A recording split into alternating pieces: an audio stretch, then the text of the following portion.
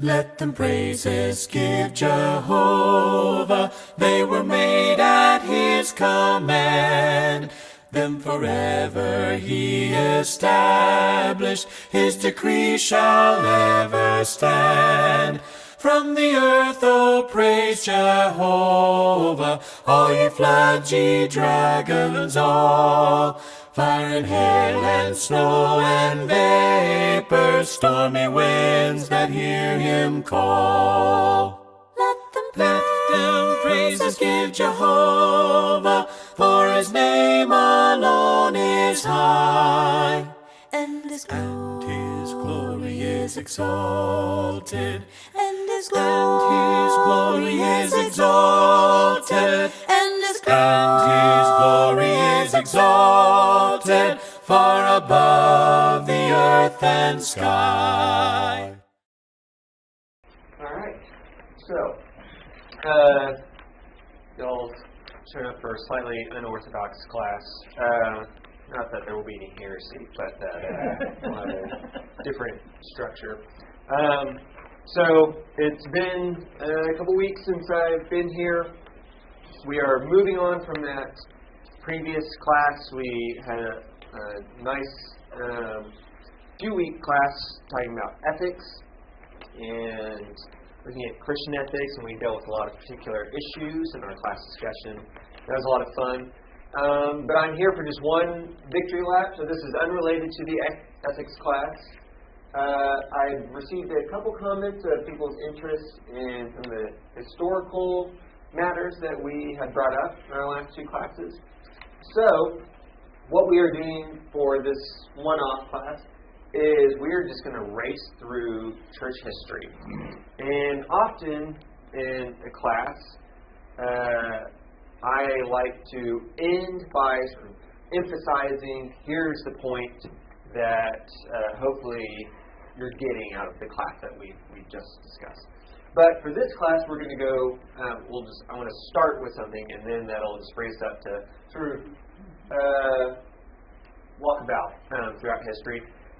The main thing that I hope you're getting out of today is simply the scope of the church.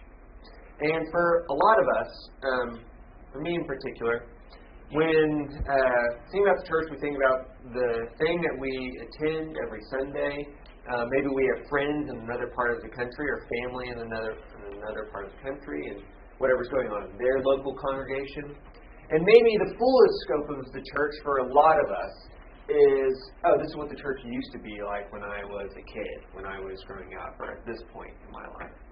So the scope of the church gets reduced to our lifetime. But hopefully we'll see just how big and grand the church is and how massive the scope of the church is in our class today. Okay, I think that's everything. Dad, I'm going to be calling out directions to my dad the whole time. So this is a timeline that I made. There's a link at the top of these handouts if you wanted to look at it later. This direction is kind of the history of the Bible, some major events. Also, I made this. Can't cover everything that happened in the history of the church. So we're looking at just some highlights. So this is the New Testament. Everything's packed into this 70-year span about. But we're going to start after the New Testament. So to zoom in just a little bit more, it is a pity that the words aren't going to get that much bigger on here, so your handout's going to be your best friend here. Things below the timeline are events in history that aren't really church-related. Okay, so we're looking at the history of the church. A lot of us, for most of us, we're starting at Pentecost. That's the history, or that's where the Christian church begins. We'll fast forward just a little bit beyond Pentecost and to after the book of Revelation is written. So that's basically our last event in the Bible, and then everything we're looking at is going to be after that. So after about 100-ish AD. So early on in the church, we have this era that we call the Yeah, I don't think the font is going to get much bigger on here. It's just sadly the nature of how this thing works. Unless, no, I won't worry about it. This period we call the patristic period. You can probably figure it out. Does anyone want to take a guess of what patristic means? It has to do with father. Fathers, yes. Bonus points for everyone here. So this is the time of the church fathers. This is a period that comes after the apostolic age, so it's after the apostles have died out. But then we get this period of these early Christian leaders who guide the church as it's taking shape. We like to think of the church as pretty well established after the writings of the New Testament, after the apostles die out. But we see this in the New Testament, that there's already springing up these different versions of Christianity. Paul talks to us about this when he's talking about what you heard from people who are followers of Peter, people who are followers of me, Paul, people who are followers of Apollos.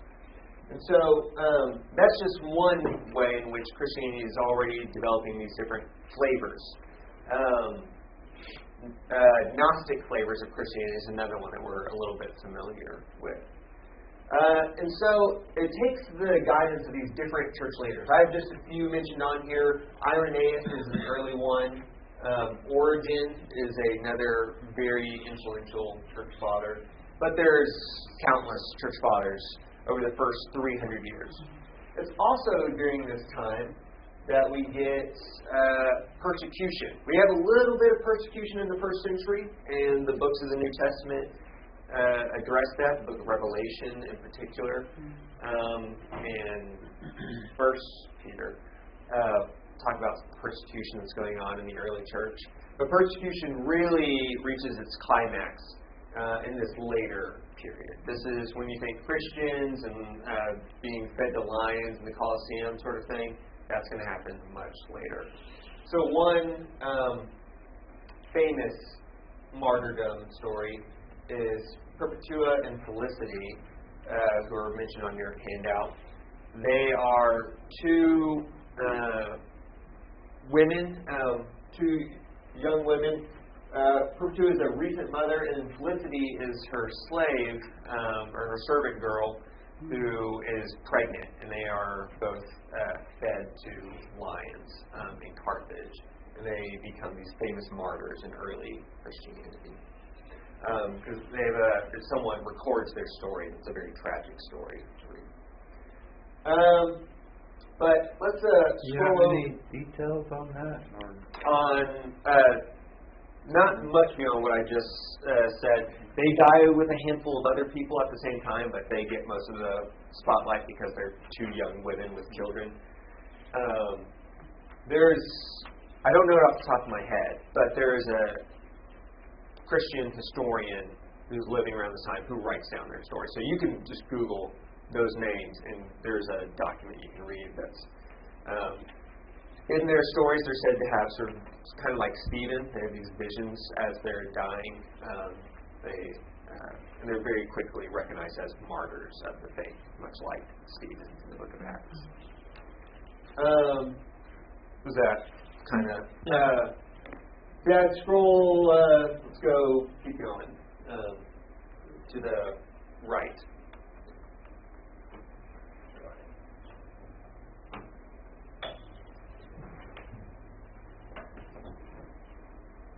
I have the utmost faith in you. There we go. Excellent. Okay. So the era, the patristic period, the era of the church fathers, goes until about 325 is a good date to cut it off, and that is, in fact, the date that I chose to cut it off. It's right here. That's when we start the medieval ages.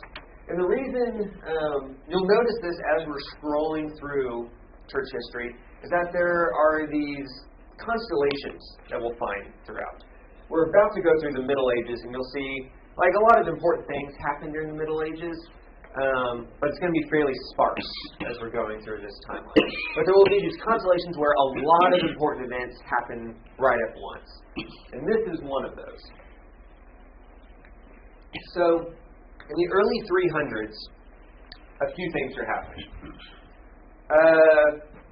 Well, first, I'll just go ahead and mention this.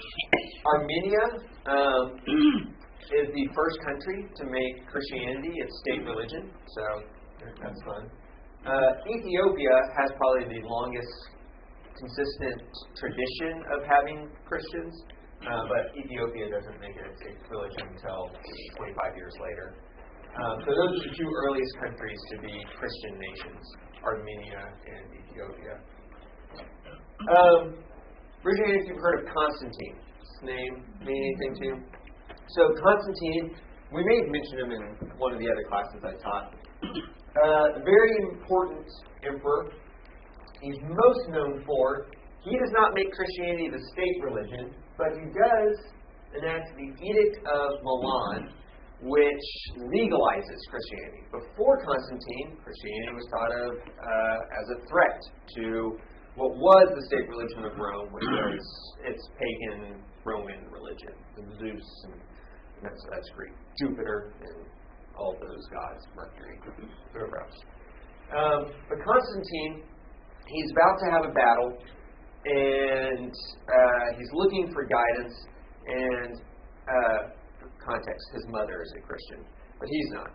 But he's about to attack, I can't remember who he's attacking, but he has this vision of a cross. And then he, after his vision, tells everyone in his army to paint these red crosses on their shields. And then they go and they win the battle. And then he legalizes Christianity. He becomes a Christian. Again, it's not until later that Rome makes the state religion Christianity, but this is the turning of the tide. That with the Edict of Milan says Christianity is no longer illegal. Christians don't have to worry about being persecuted, about being taken lives. So it's very much good news for a lot of Christians. Edict of Milan is, what's the date that it says on y'all's handout? 313. 313. Okay. 325. We have so Ethiopia becomes Christian. Eusebius writes his ecclesiastical history. This is our most comprehensive history of all of the patristic period. Is by a guy named Eusebius. But then the most important thing that happens in 325 is the First Council of Nicaea. Does anyone know anything about the Council of Nicaea? Here's a different question. Has anyone heard of the Nicene Creed? Yeah. Okay. Probably if you have ever visited another denomination, you have any friends that are in or most denominations that you've heard of, most of them prioritize the Nicene Creed in some way. They might say it during worship, or it might just be something that they learn as little kids and then they forget about. This is what is called the Apostolic Creed. So the Apostles' Creed is very similar to the Nicene Creed, but they are not the same. Okay. The Apostles' Creed is a later creed that's attributed to the Apostles. It's not really written by the Apostles, but it's still a very good, as far as creeds go. We'll talk about creeds. And for a lot of people's money, it's a better creed than the Nicene Creed, but that's whatever.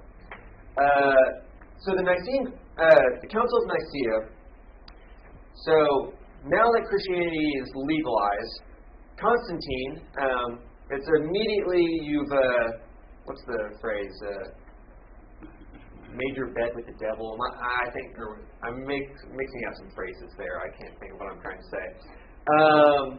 That it's legal, so no more persecution. That's a great thing. But now that it's legal, Constantine, the Emperor of Rome, the most powerful nation in the world at this time, is going to begin to insert himself into church affairs. And to some extent, this is good. For the most part, we should be happy that the Council of Nicaea happens. But what's going on in Christianity is there's still some heresies that the patristics had not solved. And at this point, the big heresy is called Arianism, not to be confused with like Nazis and that sort of Arianism. Arianism, the heresy, is the idea that Jesus, the Son, is subordinate to God the Father. That God the Father is really God, and Jesus is kind of like a demigod sort of thing. Important, should be worshipped, but not the same as Yahweh, God the Father. And so there's these Arian Christians who believe that, and then there's these other Christians who don't believe that. So Constantine says, okay, I don't want these Christians, I don't know what y'all are talking about because I'm new to the game, but I don't like y'all arguing, so we're going to have a big council. And they get all of the church leaders from around the Roman world together at the Council of Nicaea in 325, and they have to hash out a bunch of issues, but at the top of the docket is figuring out this Arian heresy. And they basically end up all agreeing. Arianism, they don't all agree. It's very contentious. But the decision of the council is that Arianism is wrong. Jesus is equal with God. God the Son is equal with God the Father. And as sort of the concrete result of the council is they write the Nicene Creed, which is a statement that summarizes the Christian faith. We don't get a whole lot like that in the Bible. The Bible, as we know, is written often for specific contexts and circumstances. So very rarely is anyone in the Bible thinking, I need to just summarize all of this. So it's really helpful when 300 years after the Bible, someone says, why don't we summarize Christian belief? And that's how you get the Nicene Creed, the summary of the Christian faith. Specifically, in the Creed, if you ever read it, it's only a page. You see, they're trying to say Jesus is equal with God the Father. Okay. Any questions about any of that? All right. We're feeling okay? All right. So, that gets us into the Middle Ages. Yes. Yeah. I've always, excuse me, I've always thought that it was the Dark Ages and then the Middle Ages. Yes, I've just lumped that all under the Middle Ages. The Dark Ages is like a subcategory of the Middle Ages. So yes, the Dark Ages would be here for the next while. But actually it would start here. This Like the fall of Rome. Yeah. Fall of Rome, ambiguous, but probably around this time, and then I became that. So yeah, Augustine is like the last great church father. He's born after the Nicene Creed, but we're moving on. So keep scrolling. During this time, there's a series of 7 ecumenical church councils, meaning all Christians sort of agree that these councils are authoritative, that what they're teaching, what they're agreeing on, these councils matters for all Christians around the world. And the last one of those is right here, the Second Council of Nicaea, which is 780-something. So that's the last of the ecumenical councils. You'll notice we're going a long time. There's not any big events that happen for the next 1,000 years. Really, let's pause right there. Let's pause on this screen. I'll come back to that in a second. So we get like 1,000 years where the church is slowly evolving. But there's not big events happening besides right here. We'll get to that. Yeah. I do have a question that's way back. Okay. About the fall of Rome. Yeah. When was the fall of Rome? There's not an exact date because there's not just like a moment where Rome is Now, gone. I know there was a fall of Rome before Christ was born. Problem. So Rome gets attacked many times. Got divided up. That happens after when Rome gets divided up. The Byzantine. Yeah, we get the Byzantine Empire, which is important for understanding Christianity, but we don't have a whole lot of time to go into that. But basically there was... Around 400 is a good... Okay, so there was 2 times that Rome fell. I mean, I don't remember where I read it, but I read there was a day, I think it was 33 AD. Well, that was when Caesar became. Well, 33 AD is going to be about when Jesus died. Oh But, yeah, but 30 BC is when I mean BC. Caesar- I'm sorry, BC. that's when the Republic becomes an empire. I don't know why I got that mixed up. No. I read somewhere that Rome fell, and it was before Christ. Yeah, that's Like when 30 or 40 years, somewhere like that, before Christ. Julius Caesar makes it into Was an born. empire. Yeah. So Rome doesn't have, there's not a concrete time when you can say it fell. There's some big events that you might say that's the close, like that. the second time that it fell, Yeah. they were that stacked by the. is that what Revelations is talking about? Oh man, you should have been in my class at Baylor on Thursday. We talked about that the whole time. The short answer, because there's too much to cover, is no. My reading of Revelation, that y'all can just reject if you want to, I don't care, is Revelation has to do with the Christians right when it's written, so the end of the first century, and it also has to do with the cosmic scale. God will defeat Satan in the fullness of time, but it doesn't refer to actual historical events. And we can't ask any questions about that because we're going to keep going. Okay, so we're evolving a lot over the first. We have Constantine, Christianity becomes legal, then Christianity slowly begins to dominate all of Europe. Everyone in Europe essentially becomes a Christian over the next 1,000 years.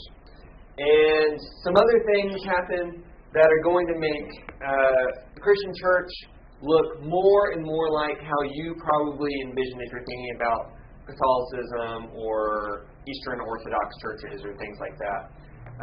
Christianity becomes more and more where it looks like that, where you have the people who are in charge of local congregations who are called bishops, which is just the same word for what we call elders.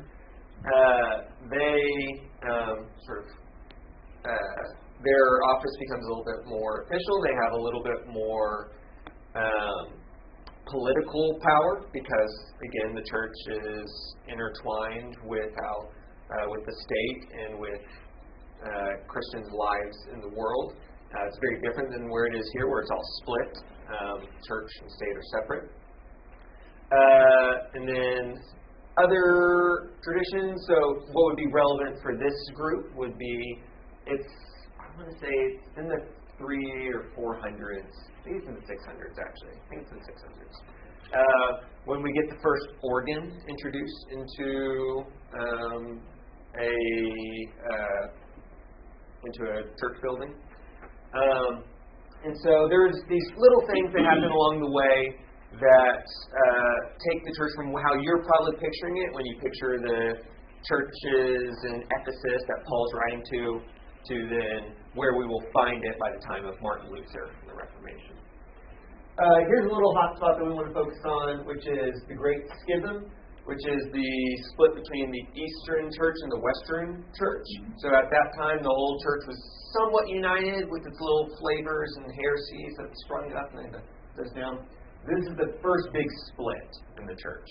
Is 1054 is the Great Schism, and that's where basically the Eastern Church in Constantinople and those areas say, hey, the Bishop of Rome, we know that you're in the capital of the empire in Rome, but you're really assuming too much power for yourself. You're saying that you're in charge, and we don't think any bishops are in charge. We think all the bishops are equally in charge. All the elders of the different congregations around Europe and the Christian world are all equal.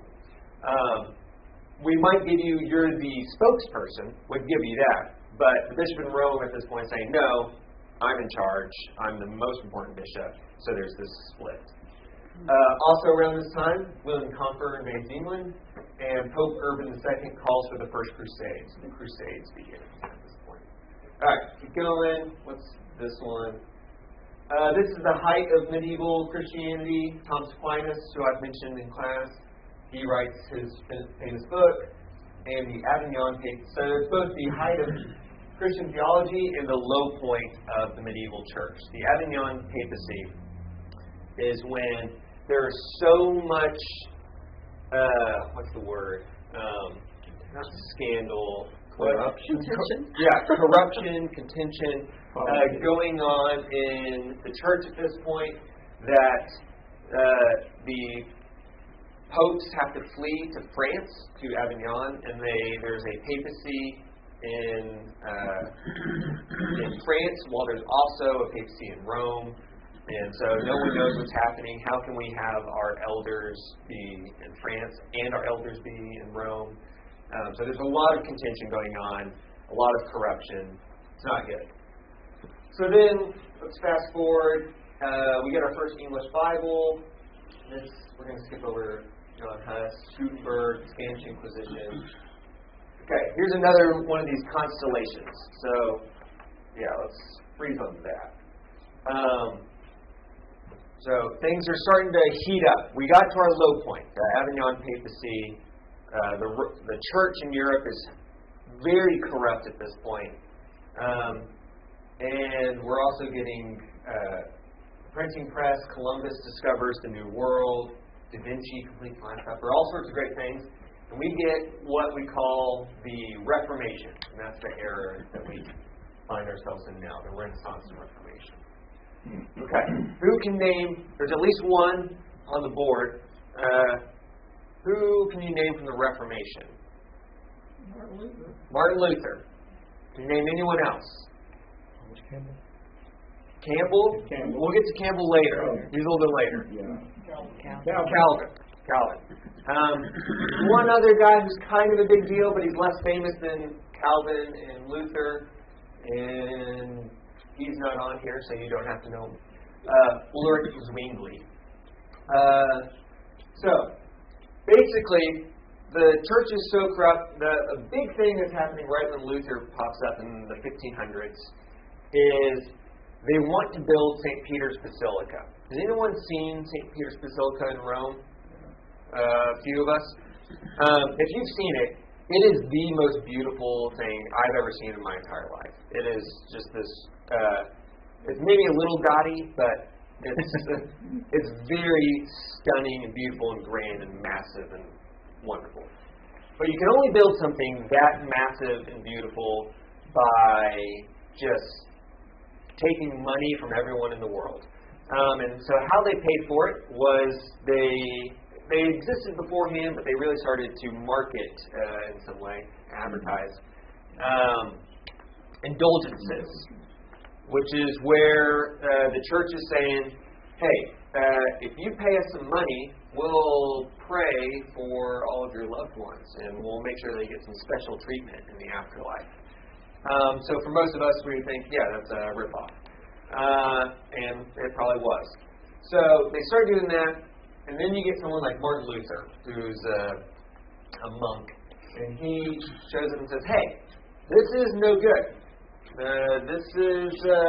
Y'all are taking advantage of these people, taking their money. So he begins to push back against the corruption that he sees in Rome. And he also has some theological differences. So it's both like a kind of a pragmatic thing of saying just the church leaders are corrupt, but also pushing back against some of their theology. I don't want to go into too much detail. Basically, Luther starts it, and then sort of the floodgates open, and a lot of people start critiquing the mainline church at that point. John Calvin, Zwingli, the Anabaptists that we spent a lot of time talking about in this class. Was Knox at that time? Yeah, John Knox. Yeah, Knox I think is a little bit later. I think he's more in this area. But yes, he would be sort of a part of this big movement. And what you should be hearing in this is this is where denominations start to pop up. The church is basically unified. There's really just the East and the West at this point. But at this point, just denominations start springing up all over the place. You got Lutheranism, Calvin starts what's called the Reformed movement, or you could say Calvinism, where Presbyterians come from eventually. And a lot of different groups start to spring up out of this. The Church of Christ. Not yet. We haven't gotten there. How much time do we have? 15 minutes. 15 minutes? Okay. Just briefly, I want to hear from y'all. Do you think it is worth it? What we get with Luther is it's a double-edged sword. On one side, you get what I assume most of y'all are probably sympathetic to Luther's critiques of the church at that time, saying, hey, we don't like this sort of corruption. If Bill and Bob were just passing money back and forth between each other, probably the rest was like, hey, something fishy's going on here. I don't like this. And we think it's good to critique that sort of behavior. And there's also some theological stuff that we're not going to get into, but chances are y'all also sympathize with Luther's theology. He went on and got married and had children. Yeah, they weren't allowed to do that beforehand. Luther said, no, church leaders can get married. That's not a big deal. But on the other side of things is now we've introduced just endless division into Christianity. It continues to this day where churches are splitting up from each other. And if you read anyone who talks things about the current trajectory of the church, non-denominational congregations are, well, we won't get into that. That's a bigger discussion. Lots of division. So what do y'all think? Is that trade-off worth it in your eyes?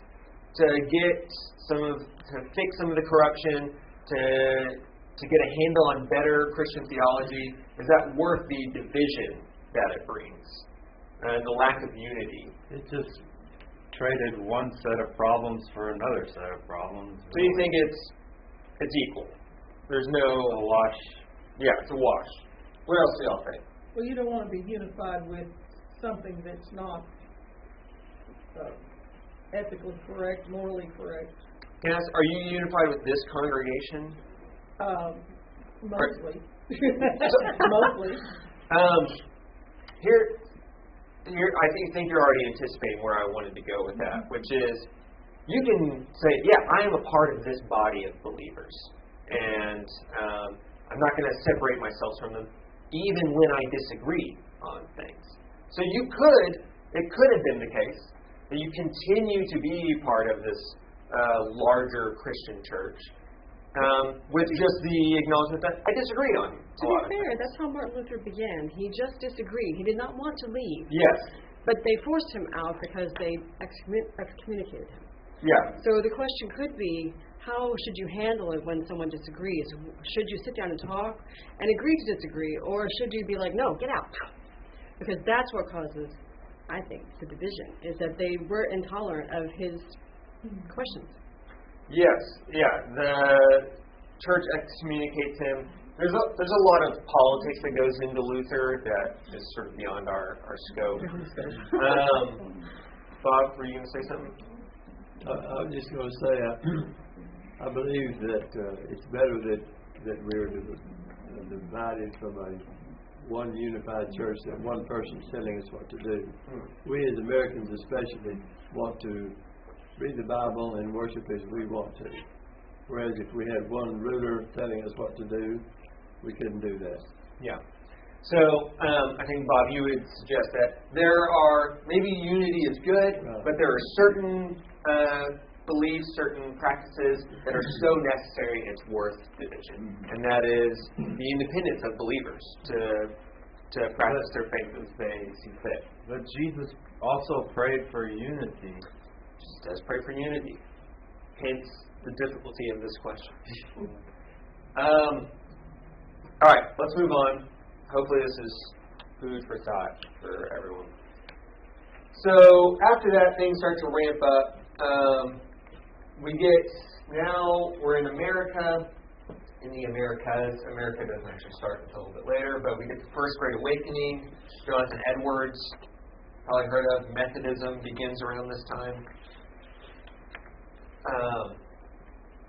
Here's a good place to pause.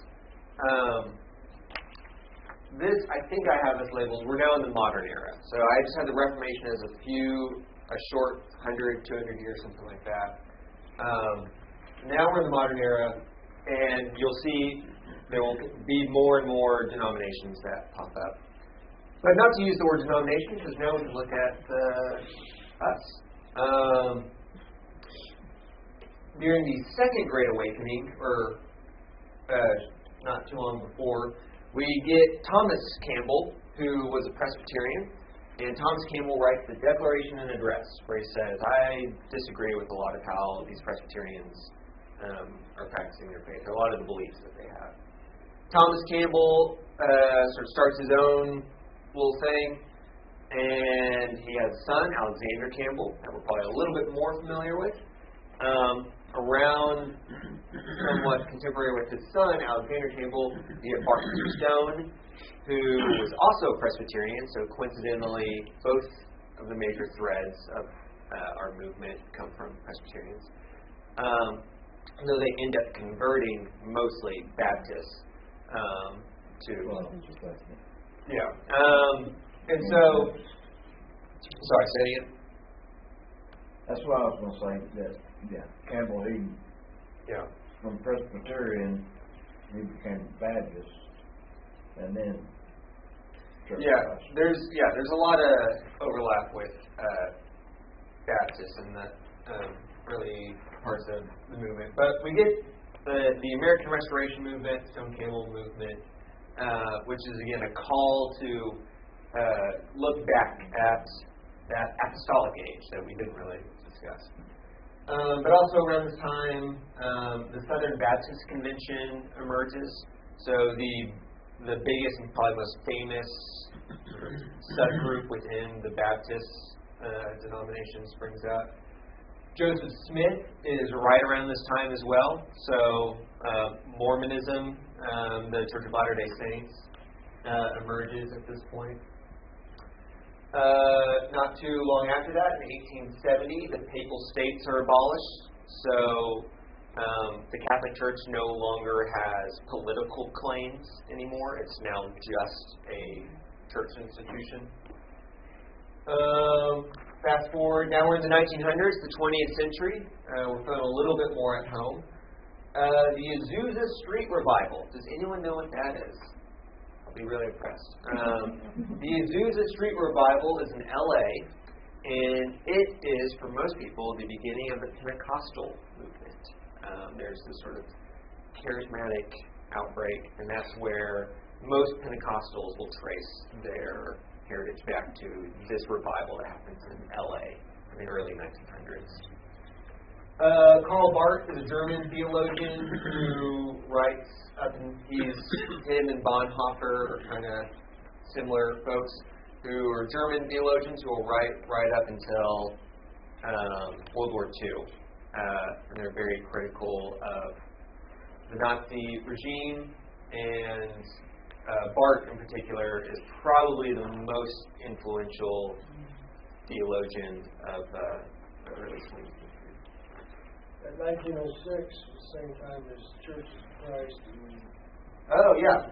So the Azusa, that's good. I didn't even think about that. The Azusa Street Revival, 1906, that is the same year that officially the Church of Christ split from the Disciples of Christ. It had happened in fact, or it happened in practice earlier than that. That's when it was first recorded, that those are two different groups now. I don't have it on your handout, but I did think it's worth mentioning. This is also around the time that two terms that you are familiar with, fundamentalism and evangelicalism. Those pop up. So fundamentalism is emerging as a way of thinking about Christianity in the Bible, in a very strict way, says that the Bible is inerrant, that you need to read it in a certain way, and this has all sorts of other implications. And some Protestant Christians want to distance themselves from fundamentalism while still maintaining some conservative social values, and that becomes known as evangelicalism. So those are emerging as two different movements in the early 20th century, early 1900s, but really become the movements we know them today, fundamentalism and evangelicalism, in the 1970s and 80s. I read here recently that a lot of men especially are leaving the what you call evangelical movement and going to the Eastern Orthodox. Oh yeah. Because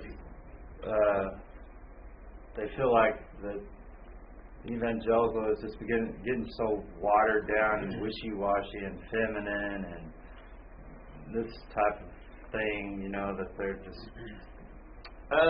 this is a real, I don't know what you call it, movement that is happening, is the move from low church Protestants, of which, maybe y'all don't like that title, but which we are certainly a part. Low church just meaning you don't have a lot of candles and incense in your sanctuary. Moving from those sorts of traditions to high church traditions, which would be Orthodox, Catholics, Anglicans, things like that. Typically, people are saying that's happening because people want structure. There's not a lot of structure in, because it's very independent, as Bob was pointing out earlier, and so a lot of young people say, no, I just want someone to tell me what to do, which is kind of foreign to a lot of us. Most of us think, no, I don't want someone telling me what to do. But apparently some people, a lot of people, have a desire for that, to have, go ahead, Bob. You don't hear the term much anymore, but when I was younger, some of our religious friends called us Campbellites.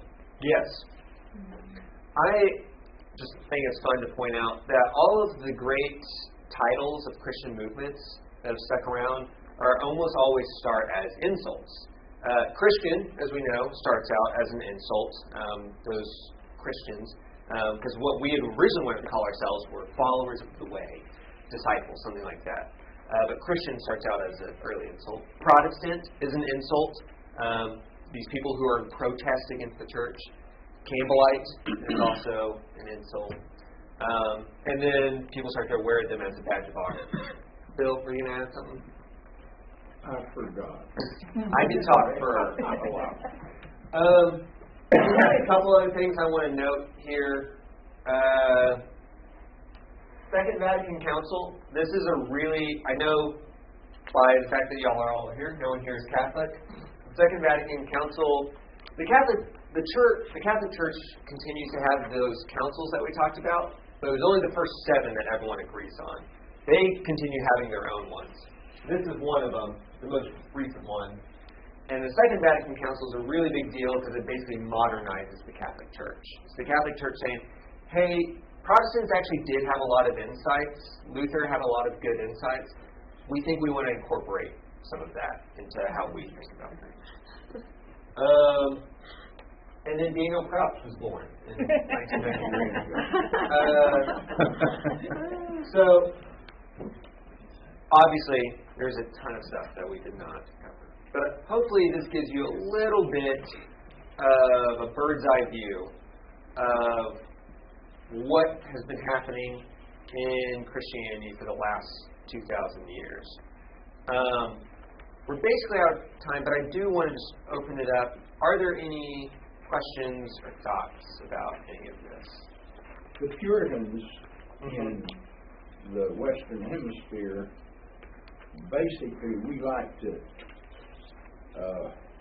use them as one of the foundations of the United States of America. Okay. But the Puritans were survivalists. and they did some things way back that were bad. And one of the things they did was they were in competition with the Indians for survival, basically. Yeah. So they were actually had a part in the destruction of the American Indians. Yeah, sure. They're as original or early colonizers, at least. One last thing, and then we'll be done, is as Bill was pointing out, all of these we've picked up on a lot of different threads in Christian history. What we might otherwise call denominations have sprung up, but not all of these would actually be denominations. They all have these little unique stories that I think are fascinating or worth our interest. It can teach us a lot. And a lot of that centers around there's disagreement. That's where a lot of these threads come from, is there's some sort of disagreement about who has control, the Bishop of Rome or someone else. How should we think about corruption in the church? Should we stay unified and try to fix the corruption, or should we split off and start our own movement? Should we try to reenact the church of the New Testament, or should we advance and do something else? So even our own movement is sort of this, there's a disagreement about what's going on, so we want to do something else, try something else. And so I think it's worth thinking about what are these different disagreements that have happened throughout Christian history, and how do I think about them, and when is it worth disagreeing and trying something new versus saying, no, I'll stick it out, even if I do disagree. Okay, we are done. See y'all in worship. Daniel, we appreciate you coming to teach us. Love, love, love, love, the gospel in the word is love. Love thy neighbor as thy brother. Love thy neighbor as thy brother. Peace, peace, peace, peace. The gospel in the word is peace. The peace that passes understanding. Peace that passes understanding. Joy, joy, joy, joy. The gospel behind word is joy. The joy that fills to overflowing. Joy that fills to overflowing. Love, love, love, love. The gospel in the word is love. The gospel neighbor as thy brother. Love thy neighbor as thy brother. Love, love, love.